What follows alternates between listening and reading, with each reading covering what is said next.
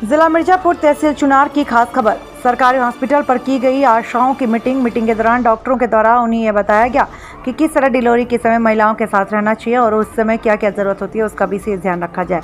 इस संबंध में उन्होंने बताया और जानकारी दी कि सरकारी हॉस्पिटल के डॉक्टर के नाम राकेश कुमार सिंह की इनकी मौजूदगी में सभी आशा कार्यकर्तियों का मीटिंग किया गया और उन्हें प्रशिक्षण दिया गया। फील्ड में किस तरह का काम किया जाए इस विषय में भी जानकारी दी गई। जिला मिर्जापुर तहसील चुनार से ब्यूरो चीफ शाहिद आलम की खास खबर।